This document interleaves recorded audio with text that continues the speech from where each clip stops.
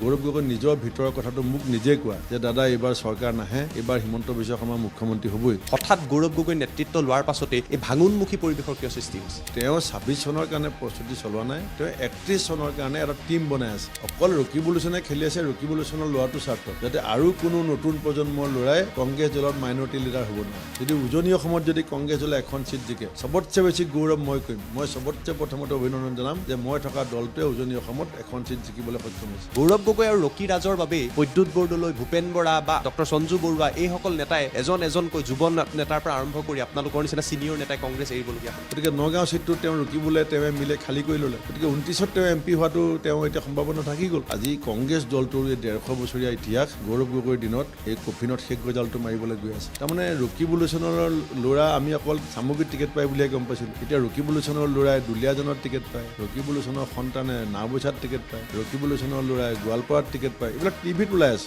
এই যিসকলৰ মাজত অসন্তুষ্টি আছিলে ভাৰতীয় জনতা পাৰ্টীৰ পুৰণি যিসকল কাৰ্যকৰ্তাই হওক বা নেতাই হওক, এই অসন্তুষ্টি নাইকিয়া কৰাৰ ক্ষেত্ৰত ভূপেন বৰাৰ ভূমিকাটো কেনেকুৱা হৈছে? কালি মুখ্যমন্ত্ৰীয়ে কৈছে যে ভূপেন বৰাক জিকাই দিয়ক, সমজিলাখনৰ দায়িত্ব মুখ্যমন্ত্ৰীয়ে নিজে লৈছে। এটা বৃহৎ পুঁজিপতি গোষ্ঠীৰ এটা ডাঙৰ উদ্যোগ ইয়াত যদি স্থাপন হয়, প্ৰত্যক্ষ আৰু পৰোক্ষভাৱে আমাৰ নতুন প্ৰজন্ম উপকৃত হ'ব। নমস্কাৰ, টাইমেটৰ বিশেষ অনুষ্ঠান নেতাৰ সৈতে 24 ঘণ্টালৈ মই জ্যোতিদীপ বৈশ্যই আপোনালোকক স্বাগতম জনাইছোঁ। আমাৰ এই অনুষ্ঠানত সহযোগিতা কৰিছে ষ্টাৰ চিমেণ্ট আৰু প্লাই ষ্টৰীয়ে। বিধানসভাৰ নিৰ্বাচনত আমি ৰাজ্যৰ কেইবাটাও প্ৰান্তলৈ গৈছোঁ, জনতাৰ সৈতে কথা পাতিছোঁ, প্ৰাৰ্থীসকলৰ সৈতে কথা পাতিছোঁ আৰু তেওঁলোকৰ মনৰ ভাৱ লৈ অহাৰ চেষ্টা কৰিছোঁ। এই মুহূৰ্তত আমাৰ দল আহি উপস্থিত হৈছেহি বিহপুৰীয়া বিধানসভা সমষ্টিত আৰু এইবাৰ বিহপুৰীয়া বিধানসভা সমষ্টি সকলোৰে আকৰ্ষণৰ কেন্দ্ৰবিন্দু হৈ পৰিছে। কিন্তু ৰাজনীতিত যিবিলাক অংক বুলি কোৱা হয়, যিবিলাক গণিত বুলি কোৱা হয়, সেই গণিত বিহপুৰীয়া সমষ্টিত এইবাৰ যথেষ্ট সমীকৰণ সলনি হৈছে, কিয়নো ভাৰতীয় জনতা পাৰ্টীৰ মিত্ৰজোঁটৰ পৰা এইবাৰ প্ৰাৰ্থিত্ব প্ৰদান কৰা হৈছে ভূপেন বৰাক। ভূপেন বৰা মোৰ লগত আছে, মই তেখেতক টাইমেটলৈ স্বাগতম জনাইছোঁ। বৰা ডাঙৰীয়া, প্ৰথমতে টাইমেটলৈ আপোনাক স্বাগতম জনাইছোঁ। ধন্যবাদ। মোৰ প্ৰথম প্ৰশ্নটো হ'ল, আপুনি দীঘলীয়া সময় ধৰি কংগ্ৰেছৰ লগত আছিলে, প্ৰদেশ কংগ্ৰেছৰ আপুনি সভাপতি আছিলে, নেতৃত্ব দি আছিলে। এইবাৰ নিৰ্বাচনত আপুনি প্ৰথমবাৰৰ বাবে ভাৰতীয় জনতা পাৰ্টীৰ হৈ প্ৰতিদ্বন্দ্বিতা কৰিব। এই পৰিৱেশটো কেনেকুৱা দেখিছে, সমীকৰণটো কেনেকুৱা দেখিছে? পৰিৱেশ, মই বিজেপি দলত যোগদান কৰাৰ আগৰ পৰাই বিহপুৰীয়াত বিজেপিৰ যিটো বিজয়ৰ অশ্বমেধৰ ঘোঁৰা, সেইটো 14 চনৰ পৰা অপ্ৰতিৰোধ হৈ আছিলে। যোৱা 3টা লোকসভা নিৰ্বাচন, 2টা বিধানসভা, 2টা panchayat, municipality, Deori council, Mising council, Thengal council, এইবিলাকত বিজেপিয়ে ধাৰাবাহিকভাৱে জয়যুক্ত হৈছিলে।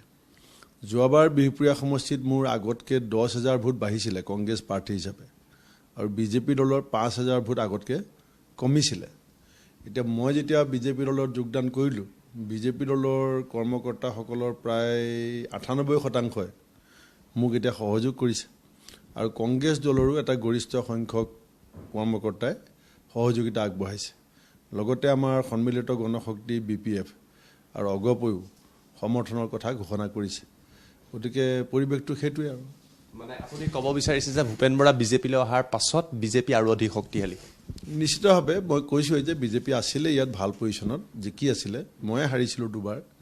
আৰু এতিয়া যিহেতু ইয়াত যিটো কংগ্ৰেছ যোৱা 20 বছৰে মোৰ নিজে হাতে গঢ় দিয়া কংগ্ৰেছ, আৰু সেই যেতিয়া মই বিজেপিলৈ গুচি আহিলোঁ, তেতিয়া কংগ্ৰেছৰ যিগৰাকী প্ৰাৰ্থী তেওঁকো এসময়ত ময়ে প্ৰক্ষেপ কৰিছিলোঁ ইয়াত। কিন্তু সেই কংগ্ৰেছৰ মানুহখিনিও 2টা শিবিৰত বিভক্ত হ'ল, এভাগ কংগ্ৰেছতে থাকিলে, এভাগ মোৰ লগত গুচি আহিছে। গতিকে নিশ্চিতভাৱে, আৰু ইয়াত ৰাইজৰ লগত মই কংগ্ৰেছত থাকোঁতেও মোৰ এটা সৌহাৰ্দ্যপূৰ্ণ সম্পৰ্ক দল মত নিৰ্বিশেষে আছিলে।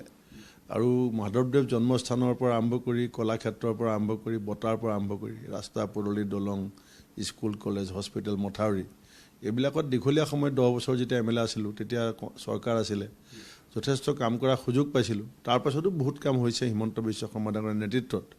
কলাক্ষেত্ৰখন মই আৰম্ভ কৰিছিলোঁ, শেষ কৰিব নোৱাৰিলোঁ। মুখ্যমন্ত্ৰী হিমন্ত বিশ্ব শৰ্মা ডাঙৰীয়াই পূৰ্ণাংগ ৰূপ দিলে। বিশ্ববিদ্যালয় মোক হৰুৱাবৰ কাৰণে ঘোষণা কৰিছিলে, কাৰণ মই কলাক্ষেত্ৰ বনোৱা মানুহ। গতিকে নৰেন্দ্ৰ মোদী ডাঙৰীয়া আৰু আমাৰ বৰ্তমানৰ মুখ্যমন্ত্ৰীগৰাকীয়ে কৈছিলে যে ভূপেন বৰা যদি হাৰে, আমি যদি সুযোগ পাওঁ, আমি ইয়াত এখন মাধৱদেৱৰ বিশ্ববিদ্যালয় বনাম। সেইকাৰণে বিহপুৰীয়া ৰাইজে ভাবে যে ভূপেন বৰা থকাৰ কাৰণে মোদী ডাঙৰীয়া আৰু হিমন্ত বিশ্ব ডাঙৰীয়াই জোৰ লগাইছিলে, আৰু সেইকাৰণে ইউনিভাৰ্চিটি হ'ল। ইউনিভাৰ্চিটি হোৱাৰো এটা কৃতিত্ব, যিটো মই মানে যেনেকৈ দধিচি মুনিৰ অস্থিৰে ব্ৰজ বনোৱা হৈছিলে, মোৰ পৰাজয়ে বিশ্ববিদ্যালয়ৰ পথটো প্ৰশস্ত কৰিছিলে গতিকে সেই কথাবিলাক ৰাইজে খুব ভালকৈ আলোচনা কৰিছে আৰু বিধানসভাত মোৰ 10 বছৰত ভূমিকা কেনেকুৱা আছিলে বিৰোধী সভাপতি হিচাপে 16টা দলক লগাই কেনেকৈ বিজেপিৰ বিৰুদ্ধে এখন সংগ্ৰাম কৰিছিলোঁ সেই কথাবিলাক ৰাইজৰ স্মৃতিত আছে আৰু এতিয়া ডক্টৰ হিমন্ত বিশ্ব শৰ্মা ডাঙৰীয়াই কালি নিজেই কৈছে যে ভূপেন বৰাক মই দললৈ নিমন্ত্ৰণ কৰিছিলোঁ বিহপুৰীয়াত ইলেকশ্যন খেলিবলৈ তেখেতে মোক কৈছিলে আৰু তেখেতে কালি 3টা ডাঙৰ ঘোষণা কৰিছে এটা কৈছে যে আমাৰ ৰাইজে সমজিলা বিচাৰে তেখেতে কৈছে যে এই সমজিলাৰ দায়িত্ব মুখ্যমন্ত্ৰীয়ে নিজে লৈছে লগতে কিছু ৰাইজ কিছুমান চৰকাৰী আঁচনিৰ পৰা বঞ্চিত হৈ আছিলে বঞ্চিত হৈ থকা ৰাইজখিনিকো তেওঁ আশ্বস্ত কৰিছে ৰাজহুৱাভাৱে কথা দিছে যে পৰৱৰ্তী চৰকাৰ হোৱাৰ লগে লগে সেই বঞ্চিত হৈ থকা আঁচনিৰ পৰা বঞ্চিত হৈ থকা ৰাইজখিনিকো তেওঁ আঁচনিৰ আওতালৈকে আনিব মোৰ প্ৰশ্নটো হৈছে আপুনি কৈছে আপুনি দীঘলীয়া সময় কংগ্ৰেছত আছিলে আৰু এতিয়া ভাৰতীয় জনতা পাৰ্টিত আছে আপুনি যেতিয়া বিজেপিত যোগদান কৰিছিলে কিছু অসন্তুষ্টিও দেখিবলৈ পোৱা গৈছিলে সেয়া লাগিলে অমিয় ভূঞা হওক বা অন্যান্য যিসকল আছিলে বিজেপিৰ এই যিসকলৰ মাজত অসন্তুষ্টি আছিলে ভাৰতীয় জনতা পাৰ্টিৰ পুৰণি যিসকল কাৰ্যকৰ্তাই হওক বা নেতাই হওক এই অসন্তুষ্টি নাইকিয়া কৰাৰ ক্ষেত্ৰত ভূপেন বৰাৰ ভূমিকাটো কেনেকুৱা হৈছে আৰু এই নিৰ্বাচনত এই অসন্তুষ্টি আপোনাক কিছু পৰিমাণে অসুবিধাত পেলাব নেকি বিজেপি দলৰ ভিতৰত সোমাই পেলাই মই দেখিছোঁ ইয়াত ব্যক্তি পূজাতকৈ দলৰ প্ৰতি অনুগত্যশীল লোকৰ সংখ্যাটো বেছি সেইকাৰণে দলীয় কেন্দ্ৰীয় নেতৃত্বই যেতিয়া এটা সিদ্ধান্ত লয় আৰু মোৰ ফালৰ পৰা যেতিয়া মই যোগাত্মকভাৱে তেওঁলোকৰ লগত যোগাযোগ কৰিছোঁ মই কৈছোঁৱেই যে 98% বিজেপি কৰ্মকৰ্তাই ইতিমধ্যে মোক পূৰ্ণ সহযোগিতা আগবঢ়াইছে 2% এতিয়াও অসন্তুষ্ট হৈ আছে বা আঁতৰি আছে বা সহযোগিতা আগবঢ়োৱা নাই কিন্তু মই শেষলৈকে চেষ্টা কৰিম যাতে তেখেতসকলৰ পৰা সহযোগিতা পাওঁ ইতিমধ্যে বহুকেইজনৰ লগত আমাৰ ৰাজ্যখনৰ মাননীয় মুখ্যমন্ত্ৰী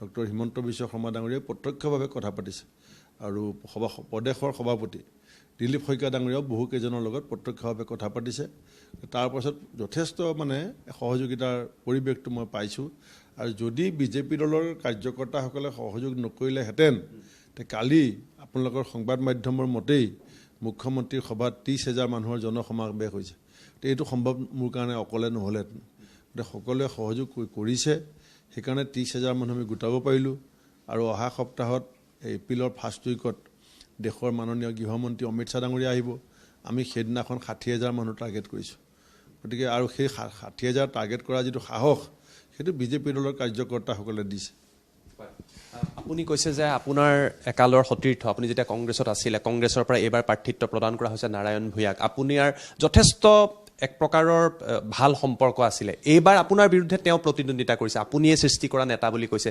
নাৰায়ণ ভূঞা নাইবা কংগ্ৰেছ আপোনাৰ বাবে কিবা ফেক্টৰ হ'ব নেকি এইবাৰ বিহপুৰীয়া ফেক্টৰ শব্দটো মই ব্যৱহাৰ নকৰোঁ কংগ্ৰেছ দলৰ এটা ভেটি ইয়াত আমি নিৰ্মাণ কৰিছিলোঁ ভেটিটো মানে যোৱা 20 বছৰত মই লাহে লাহে 31,000 ভোট পাইছিলোঁ প্ৰথম তাৰপিছত পালোঁ 39,000 তাৰপিছত পালোঁ 42,000 তাৰপিছত যোৱাবাৰ পালোঁ 50,000 এতিয়া সেই 50,000 ভোটটো 3 ভাগ হ'ল এভাগ ৰাম ভূঞাৰ লগত আছে এভাগ মোৰ লগত আছে আৰু মোৰ লগত আহিছে আৰু এভাগ মই যেতিয়া ৰঙানদীলৈ গুচি গৈছিলোঁ তেতিয়াই বিজেপিলৈ গুচি গ'ল মানে এভাগ এতিয়া কংগ্ৰেছত আপুনি বিজেপিত দেখিব মোতকৈ আগতে যোৱা বিহপুৰীয়াৰ বহু কংগ্ৰেছী বিজেপিত ইতিমধ্যে বিভিন্ন বিষয়ভাৱ লৈ পেলাই আছে গতিকে কংগ্ৰেছ 50,000 ডিভাইডেড বাই 3 সেইটো হৈ আছে অংকটো আপুনি কোৱাৰ মতে মানে কংগ্ৰেছৰ ভোট কমি গৈ আছে এইবাৰ ভোটটো এতিয়া কংগ্ৰেছৰ নেবাঢ়ে কেলৈ নেবাঢ়ে বিহপুৰীয়া সমষ্টিৰ যিটো ৰাজনৈতিক যোৱা 4টা দশকৰ যদি আপুনি পৰ্যালোচনা কৰে দেখিব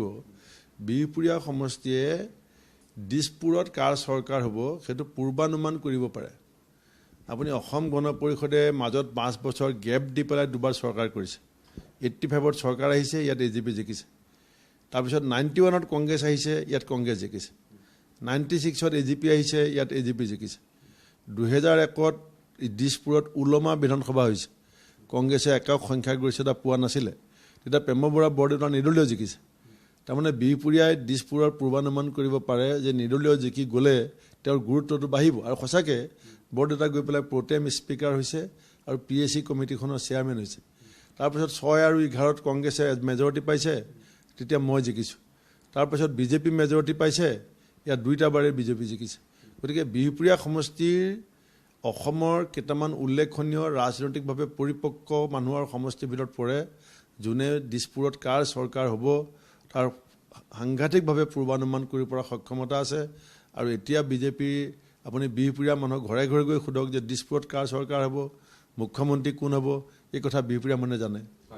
মোৰ আন এটা প্ৰসংগ, আপুনি যিহেতু বিহপুৰীয়াক দুবাৰকৈ প্ৰতিনিধিত্ব কৰিছে বিধায়ক হিচাপে আৰু এইবাৰ আপুনি প্ৰতিদ্বন্দ্বিতা কৰিছে, বিহপুৰীয়া সমষ্টিত কৰিবলগীয়া কি কাম আছে এগৰাকী বিধায়ক হিচাপে? আৰু বিশেষকৈ মই এই কাৰণেই জানিব বিচাৰিছোঁ, আপুনি বিৰোধীত যথেষ্ট সময় আছিলে আৰু বিৰোধীত থকাৰ সময়ত এই কথাবিলাক উনুকিয়াই থকা হয় চৰকাৰখনক যে সমষ্টিটোত কাম হোৱা নাই, এইখিনি কাম কৰিবলৈ বাকী আছে। যদি ভূপেন বৰা পুনৰবাৰ বিধায়ক হয়, তেওঁ বিহপুৰীয়াবাসীক কি কাম কৰাৰ প্ৰতিশ্ৰুতি বা বাট পথৰ ক্ষেত্ৰতো কিছু কৰিবলগীয়া আছে বুলি বহুতে কয়। তুলনামূলকভাৱে বিহপুৰীয়া সমষ্টিৰ পঞ্চায়ত ভিত্তিক যিবিলাক ৰাজহাড় বুলি আমি কওঁ, মূল পথ ৰাজহাড়বিলাকৰ কাম পূৰ্ণাংগ হৈছে।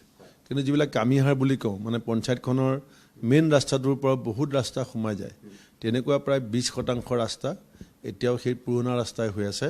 সেই ৰাস্তাবিলাক আমি বনাবলগীয়া আছে। লগতে ইয়াত মোৰ দিনতে 84খন দলং বনোৱা হৈছিলে। চেঁচাৰ নিচিনা এখন ব্ৰিজ, য'ত 36 কোটি আমি খৰচ কৰিছিলোঁ, দূৰপাঙত 7 কোটি খৰচ কৰিছিলোঁ। এনেকৈ প্ৰায় 84খন ব্ৰিজ তেতিয়া বনোৱা হৈছিলে। এতিয়ালৈকে মোৰ গুৰিত যিখিনি তথ্য পৰিছে ৰাইজৰ পৰা, 14খনমান ব্ৰিজ আমি এতিয়া বনাবলগীয়া আছে বিহপুৰীয়া সমষ্টিত। আৰু কেইটামান মথাউৰিৰ ৰিপেয়াৰিঙৰ প্ৰয়োজনীয়তা আছে। হস্পিটেল কেইখনৰ অৱস্থা এতিয়া ভাল হৈ থকা নাই। দৰৱ চৰব আছে, ডাক্তৰ আছে, কিন্তু বিল্ডিংবিলাকৰ আন্তঃগাঁথনি কিছু মেৰামতিৰ প্ৰয়োজন হৈছে, যিবিলাক আমি আৰম্ভ কৰিছিলোঁ। পলিটেকনিকখন মই আৰম্ভ কৰিছিলোঁ। তাত কৰ্মচাৰীসকলৰ কিছু সমস্যা আছে, বিল্ডিঙৰ সমস্যা আছে, বাউণ্ডেৰী ৱালৰ সমস্যা আছে। তাৰ লগতে আমাৰ ৰাইজে আশা কৰি আছে এখন সমজিলা। আগতে আমি চাব ডিভিজন এটা আনিছিলোঁ, আপুনি গম পায়, বিহপুৰীয়াত মই চাব ডিভিজন আনিছিলোঁ। পিছত ৰাজনৈতিক মায়াজালত চাব ডিভিজনটো হেৰাই গ'ল। কিন্তু এতিয়া আমাৰ বৰ্তমানৰ মুখ্যমন্ত্ৰীগৰাকীয়ে চাব ডিভিজনৰ পৰিৱৰ্তে সমজিলাৰ যিটো এটা কনচেপ্ট, অলপ বেছি ভাল এটা পৰিৱেশত তেখেতে সমজিলা যিটো প্ৰক্ষেপ কৰিছে, সেই সমজিলাখন আমি কালি বিচাৰিছিলোঁ। আৰু কালি মুখ্যমন্ত্ৰীয়ে কৈছে যে ভূপেন বৰাক জিকাই দিয়ক, সমজিলাখনৰ দায়িত্ব মুখ্যমন্ত্ৰীয়ে নিজে লৈছে। লগতে আমি আশা কৰোঁ, বিহপুৰীয়াবাসীয়ে আশা কৰে, আমাৰ ইউনিভাৰ্চিটি হ'ল, পলিটেকনিক হ'ল, একাডেমিক দিশত আমি আগবাঢ়িছোঁ। কলেজ আমাৰ প্ৰায় 9খন প্ৰভিঞ্চিয়েলাইজ কলেজ আছে। স্কুলবিলাকতো কথাই নাই। ITI আছে আমাৰ ইয়াত। কিন্তু আজি বিহপুৰীয়াই বিচাৰিছে যে এখন সমজিলাৰ সমান্তৰালভাৱে এতিয়া ইনভেষ্টমেণ্ট ছাবমিট পাতি পেলাই মুখ্যমন্ত্ৰী ডাঙৰীয়াই লক্ষ লক্ষ কোটি টকা বহুজাতিক কোম্পানীবিলাকে অসমত বিনিয়োগ কৰিবৰ কাৰণে যিটো সিদ্ধান্ত লৈছে, এতিয়া যেনেকৈ আমাৰ জাগিৰোডত এটা ছেমি কণ্ডাক্টৰ বহোৱা হৈছে, এই ডাঙৰ এটা উদ্যোগ স্থাপনৰ কাৰণে কিছুমান প্ৰাথমিক চৰ্ত থাকে। সেইটো হৈছে ভাল এটা জেগাত, লোকেশ্যনত মাটি আপুনি দিব পাৰিব লাগিব কম দামত। দ্বিতীয়তে আপুনি বিজুলী বাতি লাগিব। তৃতীয়তে ওচৰত মাল্টিনেশ্যনেল কোম্পানীবিলাকৰ ডাঙৰ ডাঙৰ বিষয়াবিলাকে এটা এয়াৰপৰ্ট বিচাৰে। চতুৰ্থতে এটা শান্তিপূৰ্ণ পৰিৱেশ বিচাৰে। আজি বিহপুৰীয়াত এই গোটেইকেইটা আছে।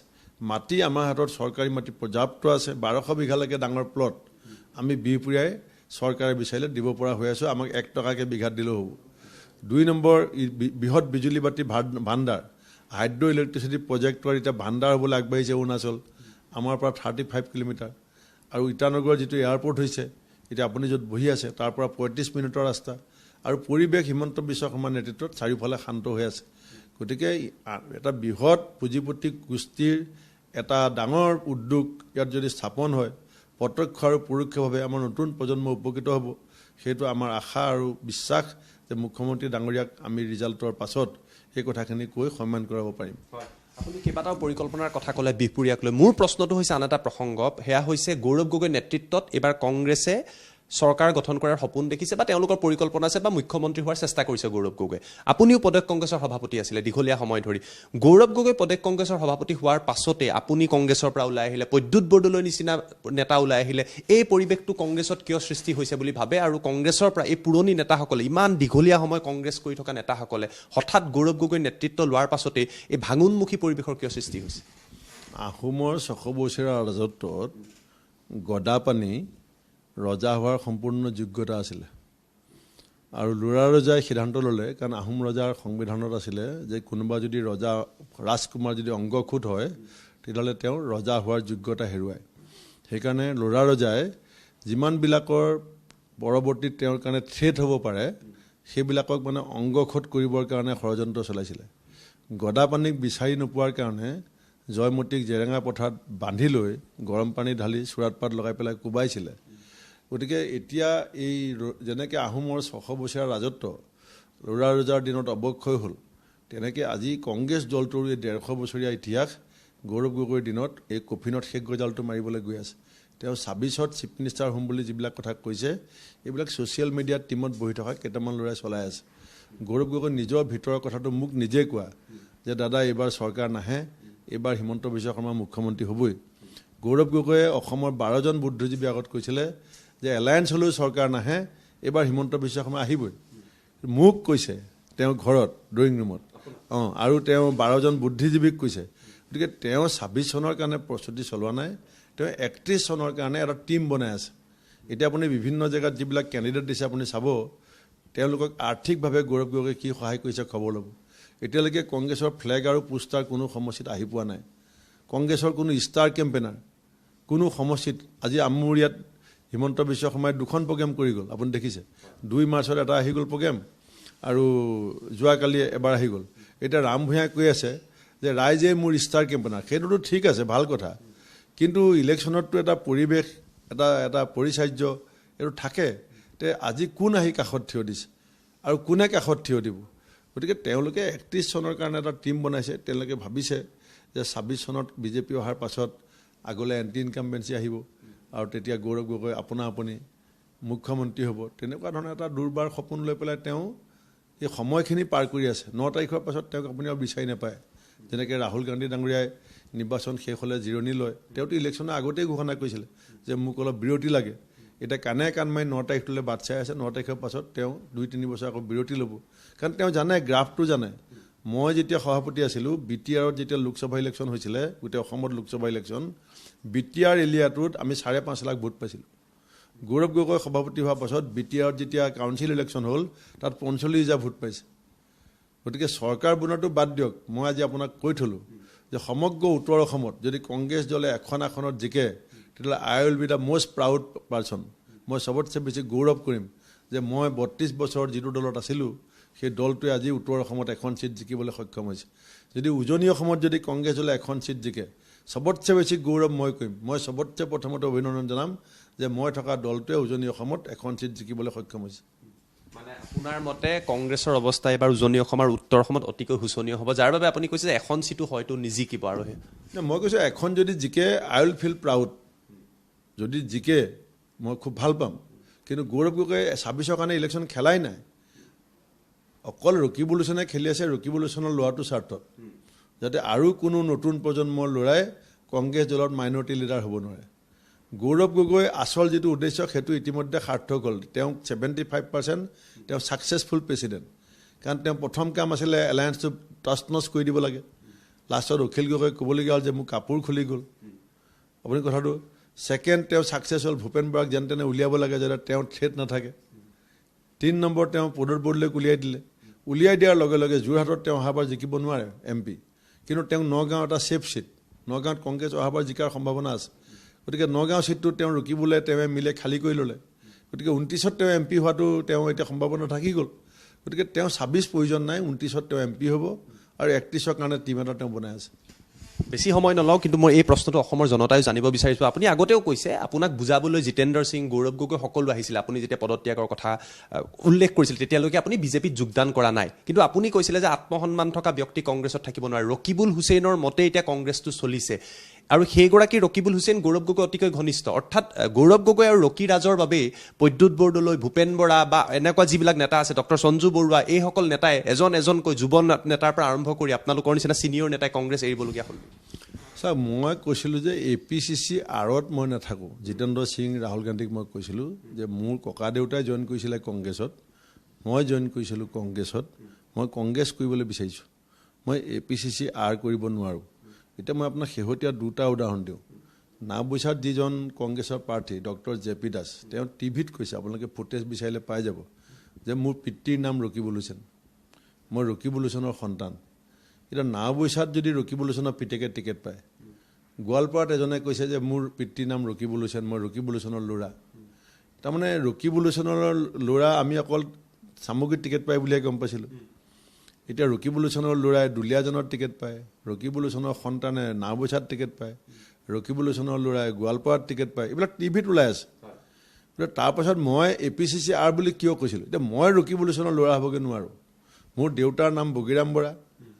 মোৰ দেহত বগীৰাম বৰাৰ DNA আছে মই DNA চেঞ্জ কৰি তাৰ ৰকিব লোচনৰ ল'ৰা হোৱাৰ বয়স আৰু সামৰ্থ্য মানসিকতা নাই গতিকে মই আঁতৰি আহিবলগীয়া হ'ল বহুত বহুত ধন্যবাদ জনাইছোঁ কিন্তু অৱশেষত মই আপোনাৰ পৰা জানিব বিচাৰিছোঁ যিহেতু সময় যথেষ্ট কম বিহপুৰীয়াবাসীৰ বাবে ভূপেন বৰাৰ আহ্বানটো কি হ'ব এইবাৰ চাওক বিহপুৰীয়াবাসীৰ কাৰণে মই এখন খোলা কিতাপ মই ৰাইজক কৈছোঁ যে প্ৰথম যেতিয়া ৰাইজে মোক MLA বনাইছিলে তেতিয়া মোৰ বয়স আছিলে 36 বছৰ এতিয়া আমাৰ শাস্ত্ৰত লিখা আছে যে আপুনি বয়স হ'লে বুদ্ধি হয় ভাল এতিয়া মোৰ এইবাৰ ৰাইজে জিকাই দিলে মোৰ বয়স হ'ব 56 বছৰ গতিকে 20টা বছৰৰ ৰাজনৈতিকভাৱে যথেষ্ট অভিজ্ঞতা আহৰণ কৰিছোঁ আৰু ৰাইজে যেতিয়া সুযোগ দিব সেই অভিজ্ঞতাখিনি সৎ ব্যৱহাৰ কৰি ডক্টৰ হিমন্ত বিশ্ব শৰ্মা ডাঙৰীয়াৰ লগত মই যিটো সম্বন্ধ বনাইছোঁ সেই সম্বন্ধৰ ভিত্তিত আমাৰ বিহপুৰীয়া সমষ্টিৰ বহুদিনীয়া অসমাধিত যিবিলাক সমস্যা আছে সেই সমস্যাখিনি সমাধানত সৰ্বোৎকৃষ্ট চেষ্টা আগবঢ়াম বহুত বহুত ধন্যবাদ জনালোঁ আৰু আছিলে ভূপেন বৰাই বহু কথা উল্লেখ কৰিলে বিহপুৰীয়াক লৈ কেৱল বিহপুৰীয়াক লৈ নহয় গৌৰৱ গগৈ আৰু অসমৰ ৰাজনীতি আৰু ৰকিবুল হুছেইনক লৈও তেওঁ বহু কথা উল্লেখ কৰিলে অসমৰ জনতাই কি মেণ্ডেট দিয়ে তাৰ বাবে অপেক্ষা কৰিব লাগিব কিন্তু এই অনুষ্ঠানৰ জৰিয়তে এনেকুৱা বহু কথা যিসকল প্ৰাৰ্থী আছে নেতা আছে তাৰ পৰা আৰম্ভ কৰি জনতাৰ মনৰ ভাৱ আপোনালোকৰ বাবে লৈ অহাৰ চেষ্টা কৰিম আপোনালোকে চাই থাকিব টাইম ইট ধন্যবাদ